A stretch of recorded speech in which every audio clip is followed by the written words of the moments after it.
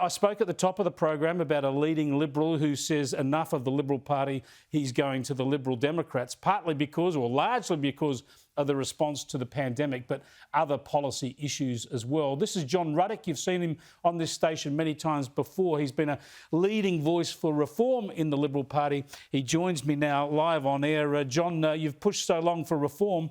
Now you're giving up and heading to the Liberal Democrats. You're going to be a candidate for them at the next federal election. I am, yes. Look, my plan, Chris, I think you had read my book, Make the Liberal Party Great Again, which was all about how we can reform the party to bring about what the Liberal Party was really standing for up until the last few years, which, in the Westminster world, our ideal is Margaret Thatcher. Now, we haven't been getting that from our state or federal Liberal governments for some time now. And option one is to persist and try and reform the Liberal Party. That could be a 5 to 10 year project and it may not come off. Good chance.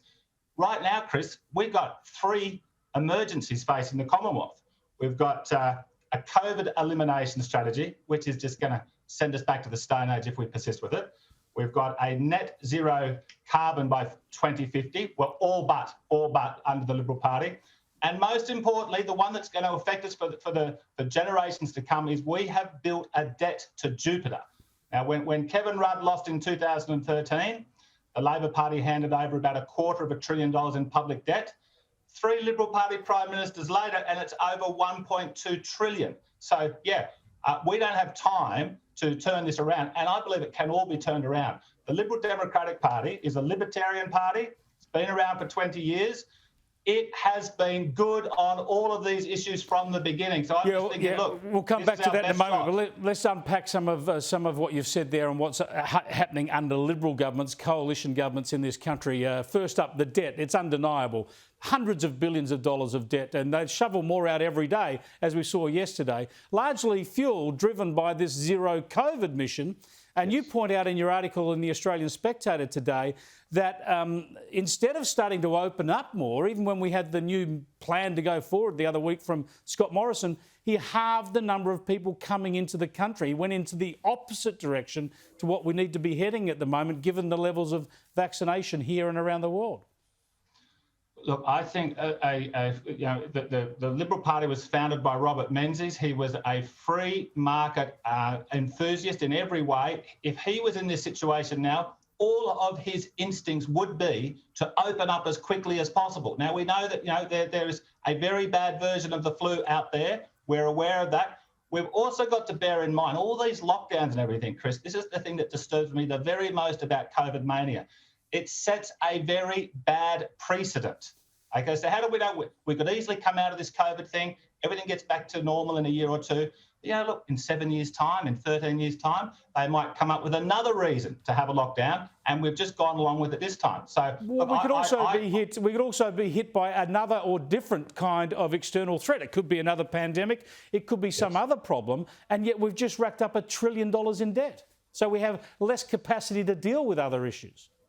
And, I keep hearing it said, interest rates are so low, there's never a better time to borrow money. Okay, well, last night in the United States, real inflation was up 4.5%, which is off the charts for their inflation over the last few years. This means that the Federal Reserve has lost control of keeping interest rates as low as they have been. So we've all gone and racked up this debt. It's not just the Commonwealth debt. Our friend Dominic Perrottet yesterday in the state government goes and gets all the state governments have gone and got themselves into heaps of debt. There's $2 trillion in government debt in this country. Now, it's all got to be paid back one day, and no one's even talking about how it's going to be paid back. So look, this is there's one party out there. I know it's a long shot, Chris, that we could turn the Liberal Democrats into a party of government, but it's our best shot, and they've been right. It is a long shot, but you also talk about how it's the Liberal moderates that have driven a lot of these problems in the party. And the problem is if more people leave the party, you won't get this reform. Doesn't the Liberal Party need, more than anything else,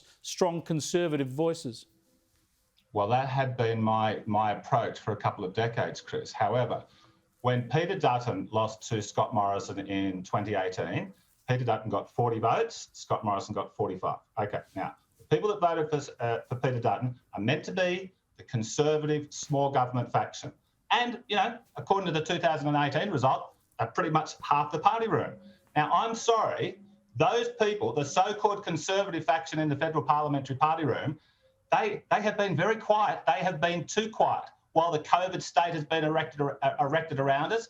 They've been too quiet on all the debt. So I'm thinking, hey, boys and girls, if you can't talk up now, when are you going to talk up? Because they have failed the test. This is the test for the Conservative Liberals. So, yeah, let's start again. Yeah, well, as I said at the top of the program, John, we're not even having this debate. We're having these pathetic little debates around spending this and spending that, but no opposition and no people within the party are actually debating publicly the strategy. And that's a real worry because whether some people are right sometimes or whatever, there needs to be proper debate because we can't keep going like this much longer. Thanks so much for joining us, John. Keep in touch. Good on you, Chris. Thanks for your interest. John Ruddick there, as I said, now a former activist within the Liberal Party, jumping ship, going to run for the Liberal Democrats in the seat of Warringah, Tony Abbott's old seat, come the next federal election.